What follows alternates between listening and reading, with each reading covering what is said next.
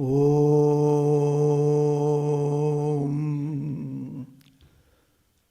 Om.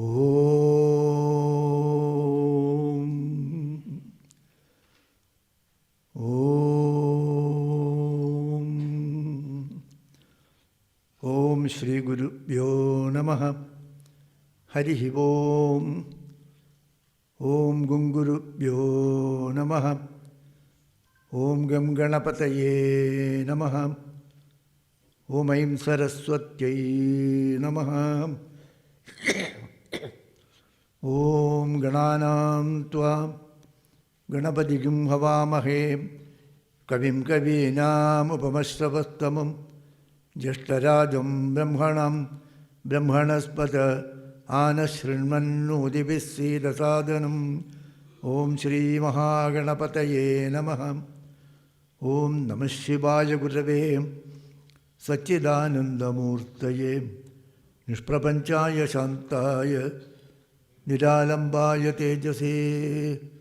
Om Yasyatma Bhutasya Guru Prasadat Aham Vimuktosmi Samsara Bandhat Sarvopadeshtu Shivanandamurtehe Mridvagriyukmam Pranadosmi Nityam Dayasindhum Dinabandhum Shastrarthabodhana Patum Maskerindra Varam Naumi Sri Chidananda Sadgurum. Om Praninam Dukkha Hartaru Jnanado Bhuvana Muktaye Shivananda Chidananda Ashraye Guru Sattamo.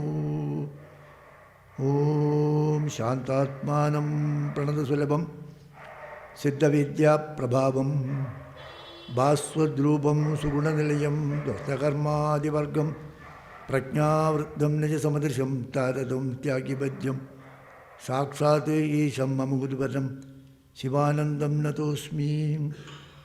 Shivanandam Natosmi. Om.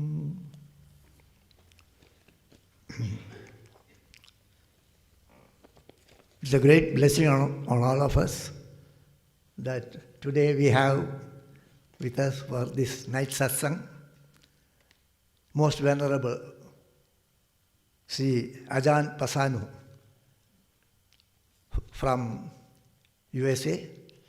Currently he is having a monastery at California.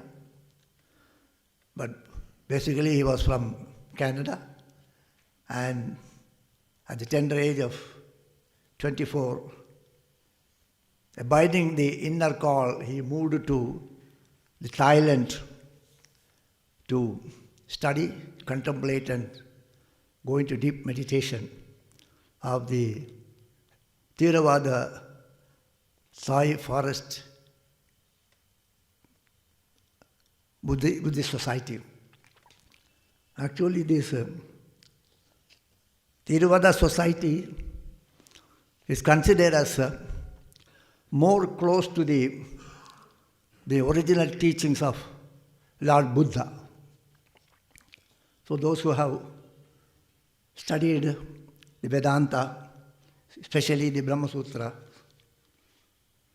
they may be knowing that there is a lot of discussion about the Buddhist philosophy. The Shankaracharya and Ramanujacharya, they all have discussed the different Buddhist schools like the Vaibhashika, the Sautrantika, the Yogacharya, and all these things are discussed. So this Theravada Thai meditation, Thai Buddhist forest tradition is considered more close to the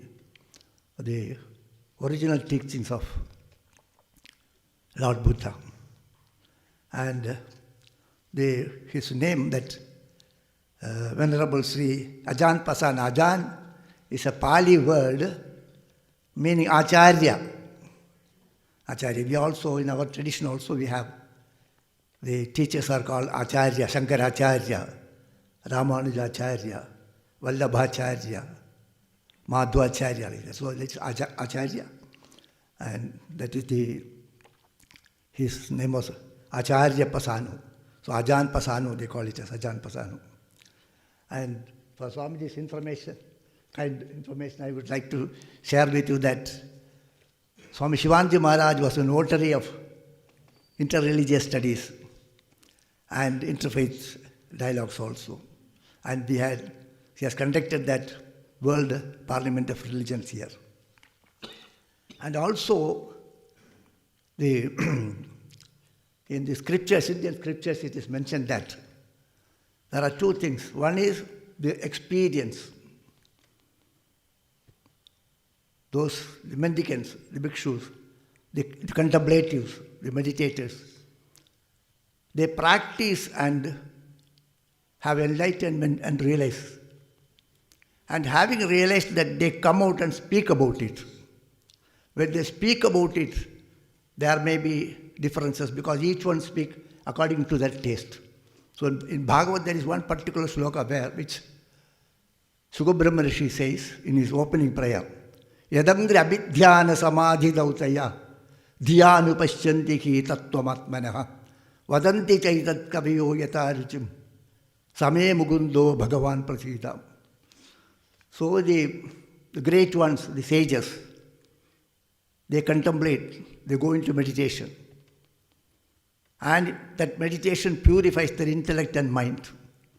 And with that purified intellect and mind, they have that vision, the enlightenment. So when they come out of that enlightenment, they have to speak to the students, to others who need it. So when they speak it, they speak differently because according to their upbringing, their background, and their taste they speak. So Adanti tat kavayo yataruchim. So the same experience they have, but when they give an exposition to that experience, it may differ. So that is why the difference we find in the different expositions. In different schools, even among the Buddhist schools also, there are variations. And even the Vedantic traditions also, there are variations. All the variations are because of the masters, when they come out of their meditation, when they speak about their experience, they speak according to the taste of their own upbringing, their own taste, and also to suit the need of the students also. So that is the difference. So we are very happy that Puja Acharya Pasanno is here.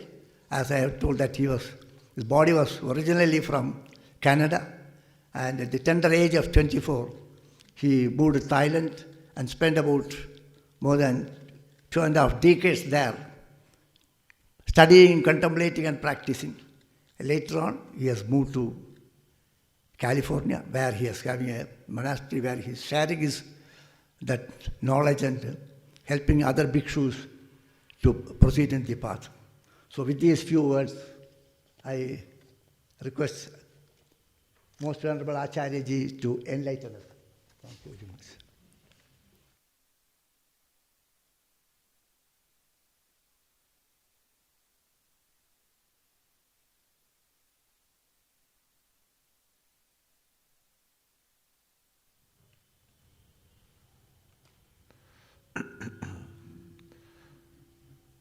Namo tassa bhagavato arahato samma sambuddhassa. Namo tassa bhagavato arahato samma sambuddhassa. Namo tassa bhagavato arahato samma sambuddhassa. Buddhang Dhammang Sanghang Namasami. So good evening everyone, and just to first of all express my appreciation to the Venerable Elders of the Shivananda Ashram here, and for extending this invitation and giving me the opportunity to speak and share Dhamma, share the teachings with you.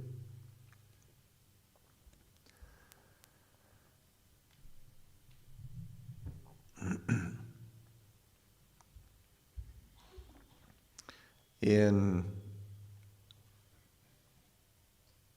sharing teachings, one of the, especially in our tradition, think it's important to recognize that what basically all I am doing is trying to give a reflection or give tools for reflection and contemplation, and then the rest is up to you. So it's more because whatever I say needs to be taken as a contemplation or as a pointing to some kind of practice or truth, and hopefully it's useful. But it is important to especially when because religious teachings can sometimes come across as categorical or declarative, and that is, and then you're put into a position of either rejecting it or accepting it. But say the way that the Buddha taught was much more giving the tools for contemplation and reflection, and then it's up to us to draw the teachings inward, and this is when when we reflect on the Buddha's, say, the teachings, the Dhamma, Dharma, some of the words that the Buddha describes his own teaching, or that we do is say openaiko. It's leading inwards, drawing into the heart. So one has to draw the teachings into the heart, contemplate them, steep the heart in the teachings. Also that these teachings are for each wise person to see for themselves, and hopefully, say, these teachings tonight will be helpful to you. But please take it as something to contemplate rather than some kind of declaration. Because especially given the topic that was assigned to me, Nibbana, when I was in America, and a talk on Nibbana, good grief. What am I going to do with that? Because it is it is the highest goal, and there's different translations for Nibbana. Say extinction, cessation. How do you talk about that? Or it's a very short talk.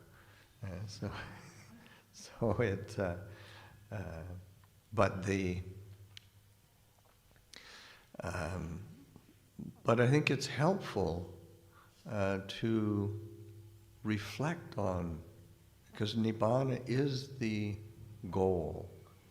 It is the aim for, in terms of as a Buddhist, for all of the different areas of practice or living one's life as a Buddhist practitioner. The goal, the aim, is Nibbana, and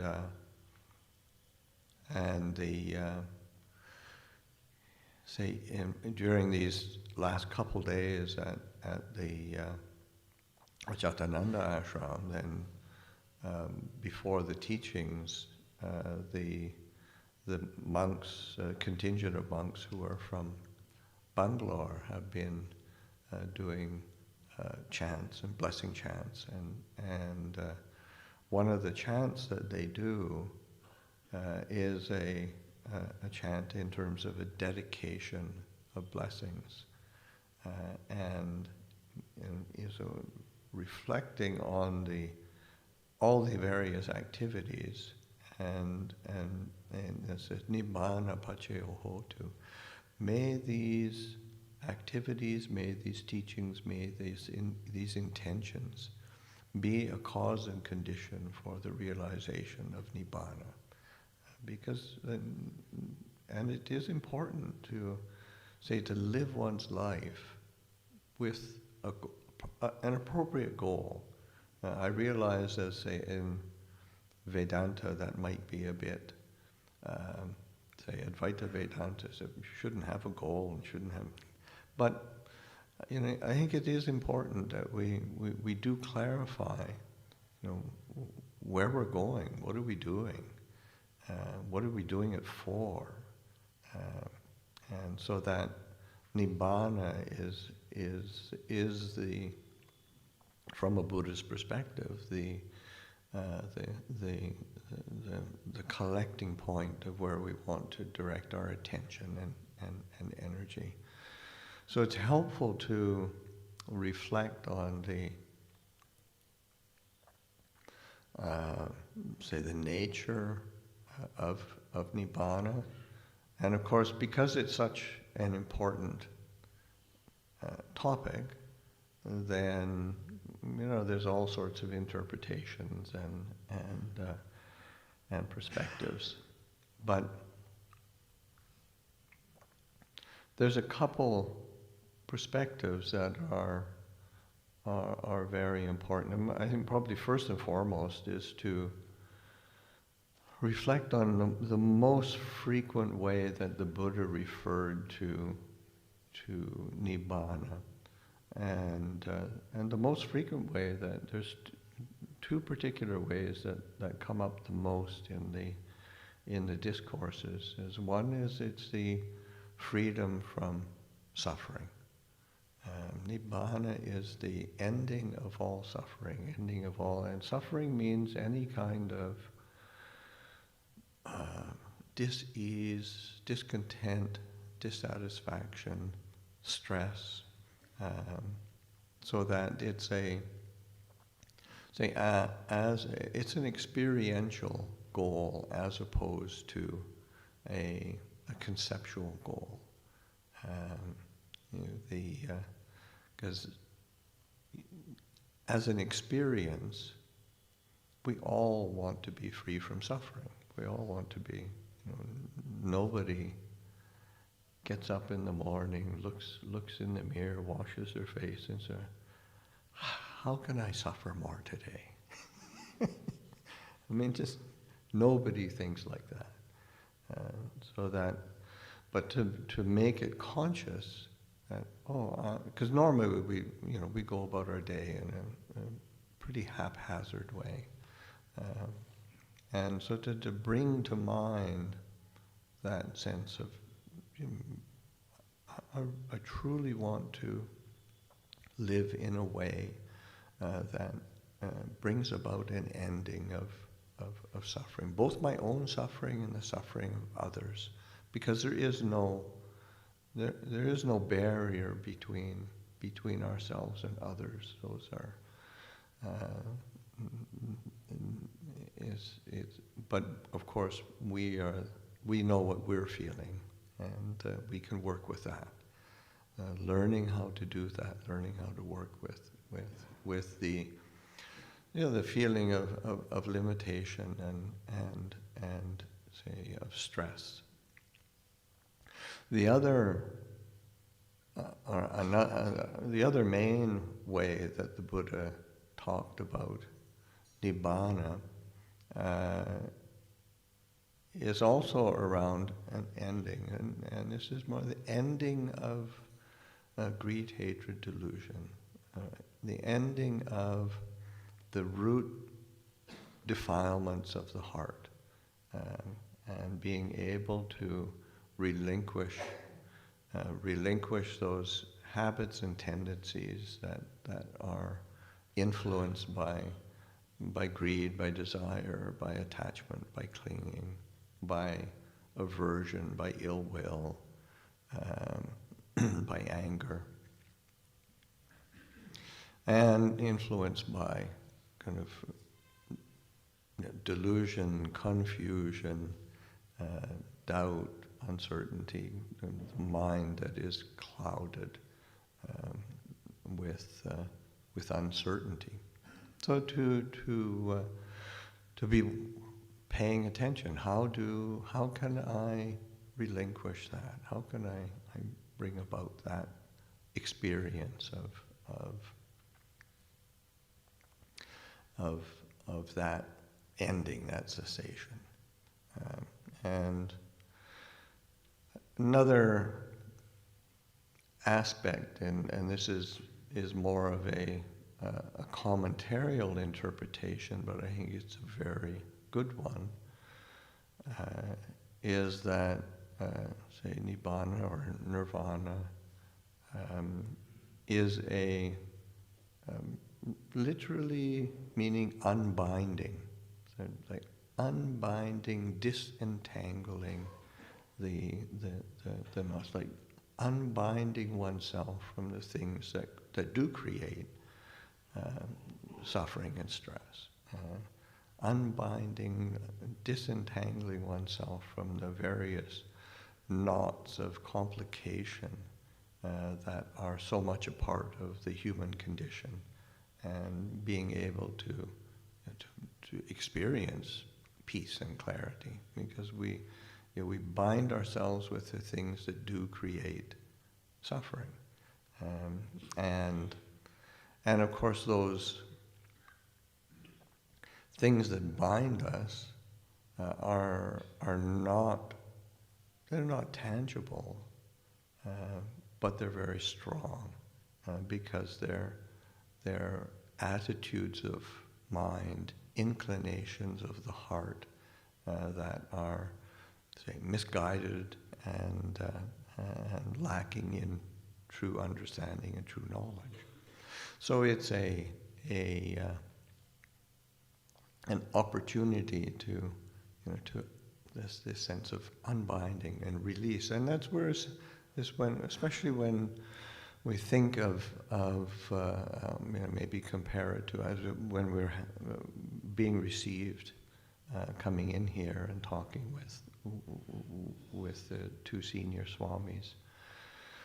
There was a sense of or a mention of tying in, say, the idea of Nibbana with moksha, and which is more of a Hindu term. But moksha is, in my understanding, which is very limited, but is that experience of freedom, of liberation, and that liberation and freedom, release, is an unbinding, being able to be not bound by those qualities that tend to stain the heart and create stress and difficulty. So because I think, again, as we speak about the human condition, of course there's all of the different religions and traditions there is a fundamental wish to point to a path or a way that allows human beings to experience relief from how can human beings experience peace? How can they experience freedom? How can they experience a liberation? And so I can only speak from Buddhist perspective, and then even that is, I can only speak from my own limited experience of the Thai forest tradition, which we tend to, it tends to be a very practical, down-to-earth approach, and I find that quite refreshing. And that sort of brings me to, say, another say, interpretation or definition of Nibbana is like a cooling or quenching, so that there is, because the say in the Buddha's time, and he's an Indian, and I think although it's very pleasant weather right now, what is say most oppressive in a yearly cycle, I would think would be the heat, and so that some kind of cooling or quenching is really desirable. And so that Nibbana, and because Nibbana is a cooling, and because not so much in the scriptures, but in the stories in illustrating our discipline, there are uses, idiomatic use of the word Nibbana, like speaking of like a pot of rice comes off the stove, it's hot, it's boiling. You set it aside to cool down. You set it aside to Nibbana. So it's a very, say, a prosaic use of the term, but it is important to recognize that the Nibbana is not just some exalted philosophical ideal. There's a practicality there, and we all want to experience this cooling and quenching, and of course, what is it that stirs up that kind of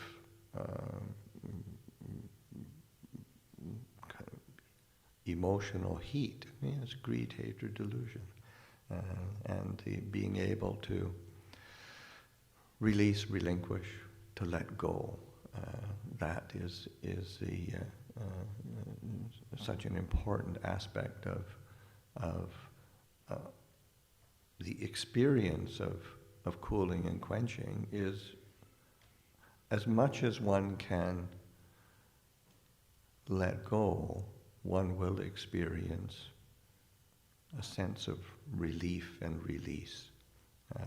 It's my teacher, Ajahn,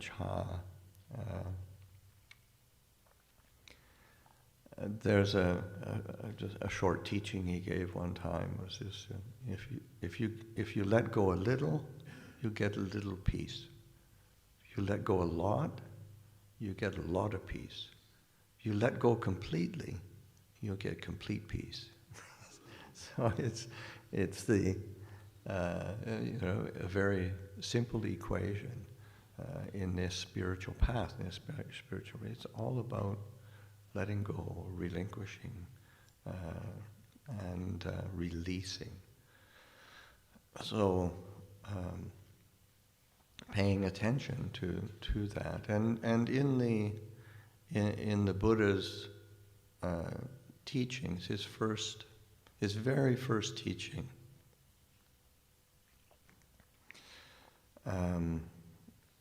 which was kind of predicated right after his awakening, his enlightenment experience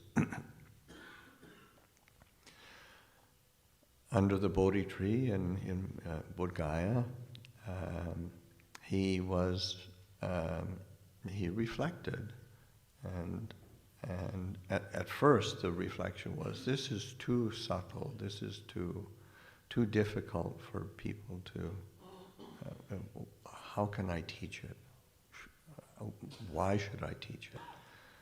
And then the heart of compassion arose, and he made the determination to teach, but then he thought, well, who should I teach? And he thought of there were 5 ascetics who were practicing with him and had deserted him because he had kind of relinquished his extreme ascetic practices and had started eating and more normally and not being so extreme in his asceticism. And they thought, he's a slacker, and they went off somewhere else. But he thought of them because they were very sincere and they're dedicated to their practice. And then he made the determination. He's considered where were they, because the Buddha is in Bodh Gaya, and he says, "Oh, okay, they're in the deer park in Sarnath, near Varanasi." And I think it's about 200 kilometers walk. It's a ways. So he made a determination to go there and teach, and along the way, he was recognized by a wandering ascetic, wandering pilgrim who came up to him and said, your demeanor is very radiant, your presence is very inspiring. Who is your teacher? And the Buddha came up with this, very beautiful kind of declaration of his full awakening. I am the only person fully awakened in the world right now. I don't have a teacher. I am supreme. And the wanderer said, kind of, may it be so, and disappeared very quickly. So this is way too much. And the Buddha contemplated, reflected, and probably said, okay, that didn't work. So that when he did begin to teach these five ascetics, he thought, I've got to have something that's more approachable, something useful. And so that this teaching on the Four Noble Truths, that there is suffering, there is dukkha, there is difficulty and limitation in this world. But also that there is a cause, there is an origin, and there is a cessation, there is an ending of all of that. And there is a path, there is a way of practice, there is a way of training that one can approach that. So that those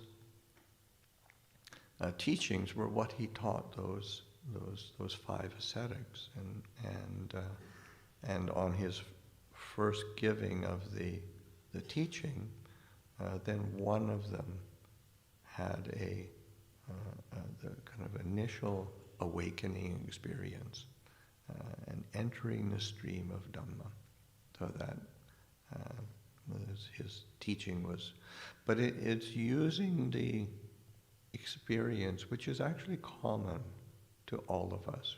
It's in the human condition, if somebody tells you they're not suffering, or they don't have any stress, and then you got to wonder what's up with them.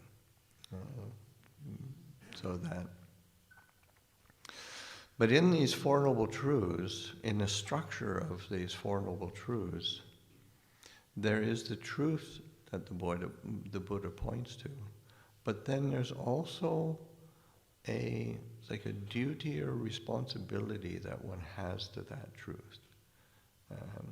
So that it's not just a declarative statement, okay, there is suffering, deal with it.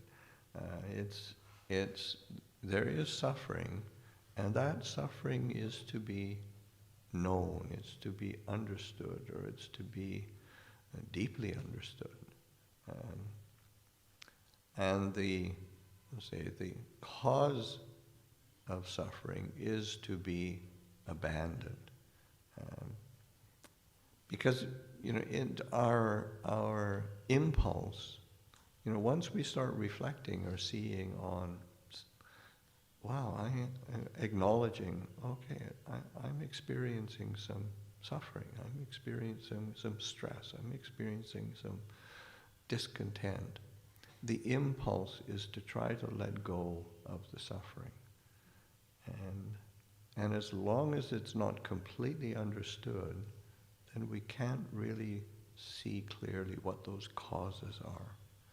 And to be able to see those causes, it's the causes, the conditions that we set in place through our own attachment, our own clinging, our own delusions, and our own distorted perceptions that we set the whole thing rolling. But it's those causes and conditions that need to be relinquished and to be abandoned, to be let go of. And so that, and of course that takes clarity, it takes patience, and that in order to do that, one has to have some kind of faith or some kind of confidence that there actually is an ending. There is a cessation of suffering, and in order to approach that cessation, again, the duty or the responsibility that the Buddha points to is this kind of letting go, relinquishing, releasing the quality, and he points to 4 different qualities that one's in order to experience the cessation, the ending of dukkha. And in the scriptural language, chako, patinisago, mutti, analayo. But it's all around. Chako is like giving up. But there's an interesting combination of both, giving up, but also giving and generosity. Because you don't want to give up something just out of aversion or fear. You want to be able to give something up with a generosity and a willingness to give up. So this sense of chako, to be able to give up those causes of habits that we tend to identify with as me and mine. This is what I am, and to be able to just to let them go and just give them up, and similarly these are all they're synonyms. So chako, patinisago is like a relinquishment. A willingness to relinquish. Because in reality, even though sometimes we see, you see that when you get upset and angry at somebody, and it's painful, it's uncomfortable, but you still don't want to give it up. There's a certain sweetness to nursing one's wrath, which is, we're not actually, we're really not very logical creatures. So one has to be dedicated to relinquishment and giving up, and paying attention to that. Oh, when I do that, I experience a quenching, a cooling, And that is an experience. That's an experiential confirmation of the path. And so that chako, patinisiko, mutti is like releasing, being able to release and to be able to let go. This past year, I came across a phrase when somebody was talking about, a writer was talking about the necessity of letting go, and it was in a much more mundane perspective or circumstance, but I thought it was a very apt description. Sort of everything I've ever let go, I've had claw marks on it. Just that, I know I need to let go, but maybe not quite yet. Just desperately hanging on.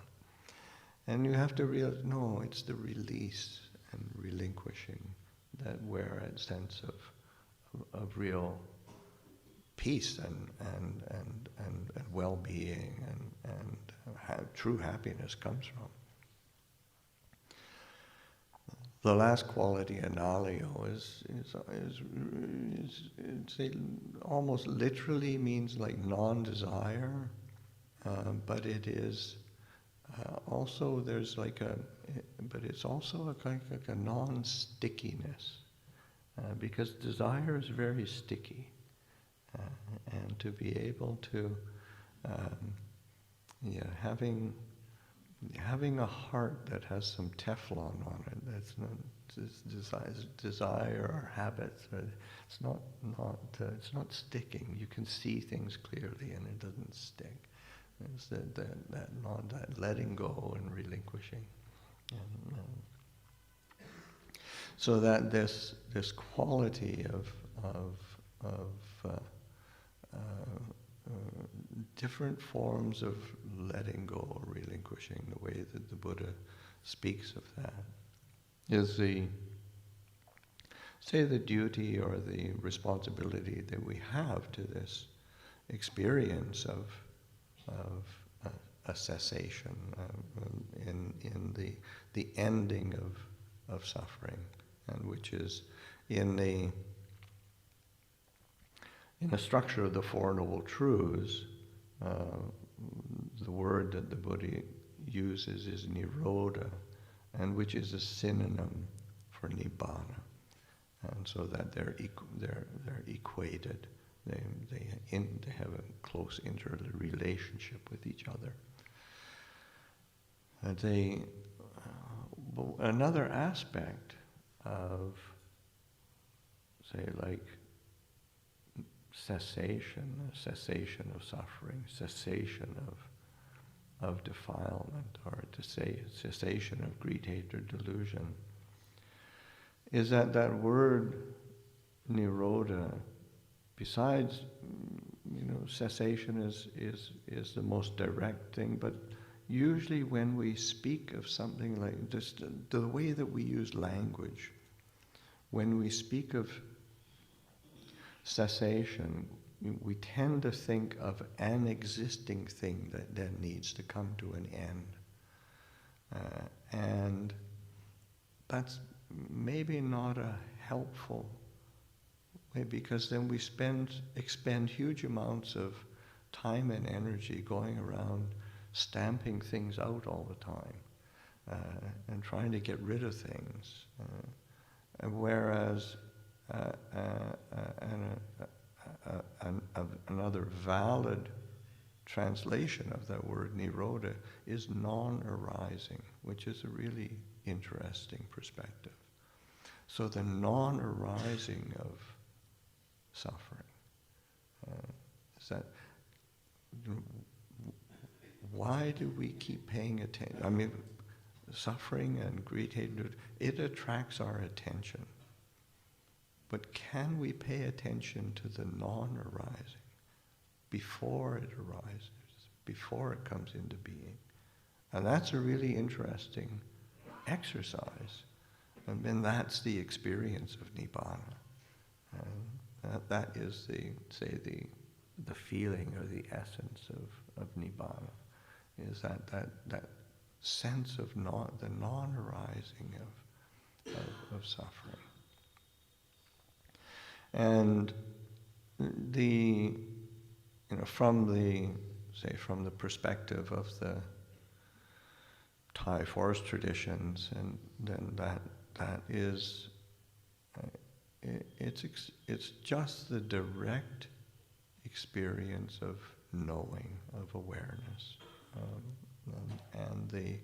yes, we do all these practices. You have to do all these practices, but it's learning how to tune into those practices so that you are recognizing the quality of that awareness, or that sort of a primal awareness, a primal knowing, a quality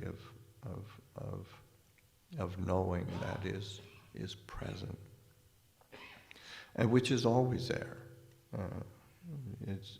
And it can be accessed at any time, but it's learning how to tune into it, so that using just using the non-arising of dukkha as a tool to remind, prodding the mind into seeing in a slightly different way, because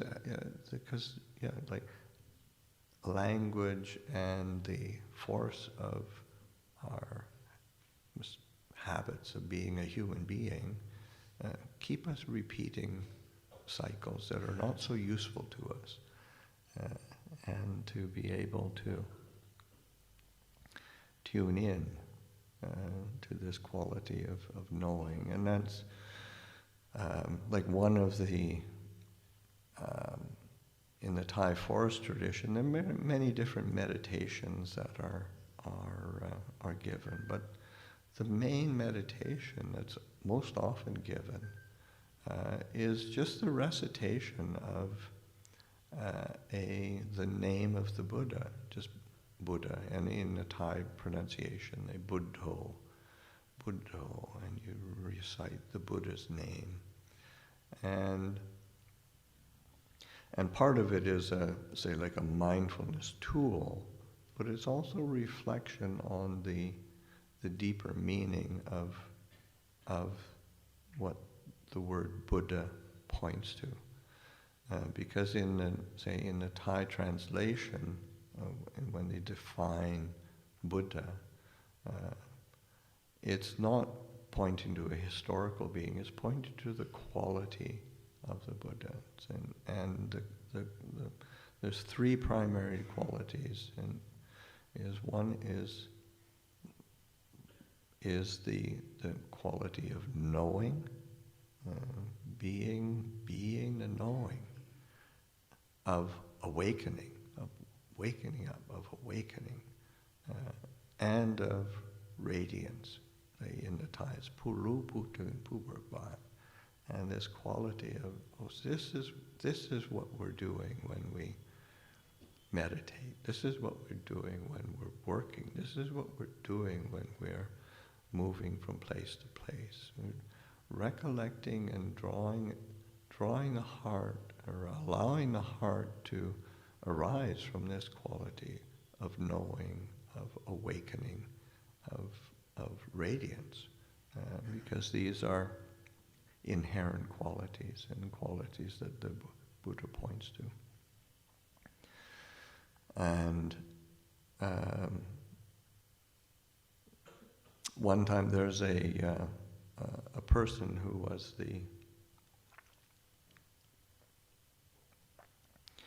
he was actually the person who he was the head of an organization that invited Ajahn Chah to establish the first monastery in the West, in England.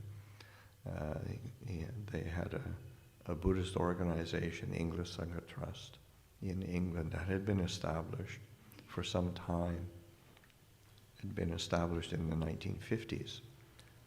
And wanted to have a traditional Buddhist presence, and it had many failed attempts to do it, and so but when the president of it met Ajahn Chah, met Ajahn Sumedho, they were impressed and wanted to set up, and he drew closer to, as he drew closer to Ajahn Chah, and then he had a doubt of, why do you teach, why is it seems like your main meditation is just this recitation of Buddho?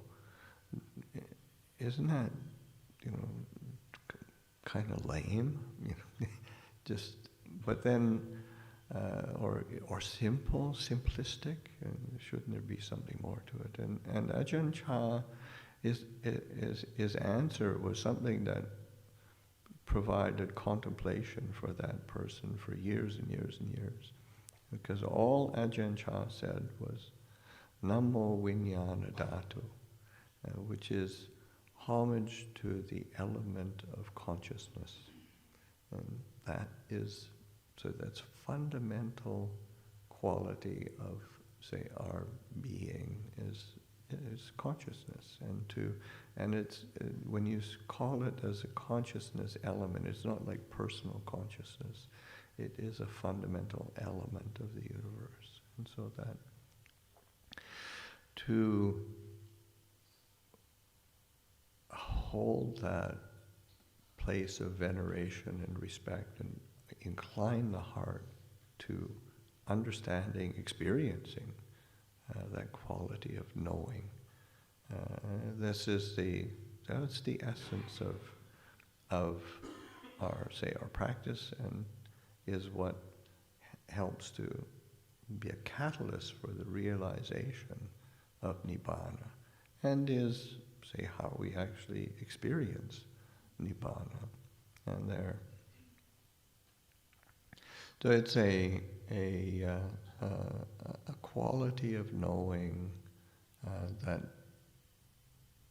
we all have, but we have to learn how to tune into it, and we have to learn how to not clutter it up, not complicate it, and that of course, using the Four Noble Truths as a tool to keep reminders of what are we experience, what is the nature of our experience right now. And Ajahn Chah, as a teacher, my teacher, just so often he would keep saying, are you suffering? Is that suffering? Are you experiencing dukkha? And I remember him saying that to me, and I was explaining something that I was going through at the time, and it was hopelessly convoluted and way up in the head, and Ajahn Chah looked at me with this very compassionate sort of look. Were you suffering? And of course, at the time, I didn't get it, but it hit me so hard that this is really important, and we're teasing out the opportunity for awakening through really contemplating our experience and being willing to live in a way that is really, based in this knowing, based in this awakened awareness. And there's a teacher in Thailand who she's considered part of the forest tradition, and very respected, and her description is very, I find very moving. And in her description of the heart of practice is an inward staying unentangled knowing, all outward going knowing cast aside. It's a very beautiful way. So, an inward staying, unentangled knowing, all outward going knowing cast aside. It's very beautiful. So we can work with that. We can experience that. We can realize that. It's within all of us. So those are a few reflections, contemplations on this theme of Nibbana. So I'll offer that for you this evening.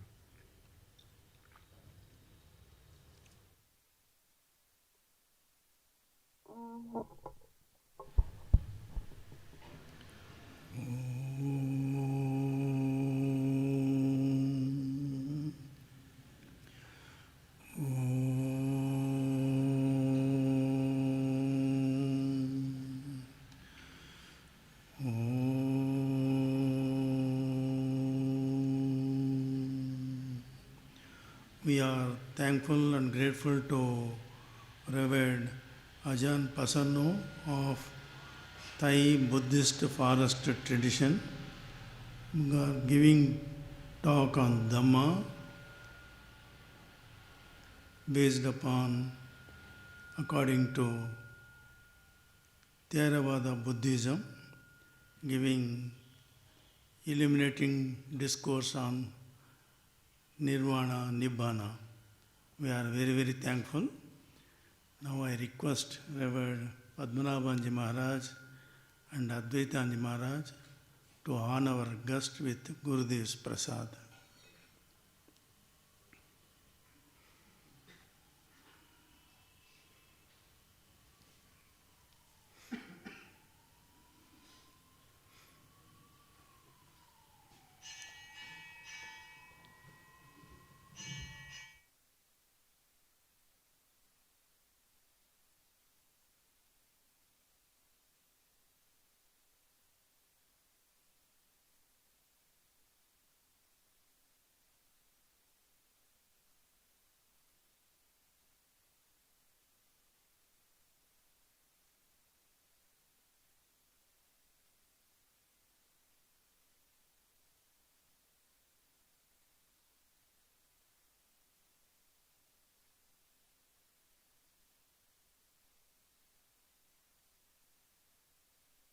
We will conclude satsang as per ashram's tradition.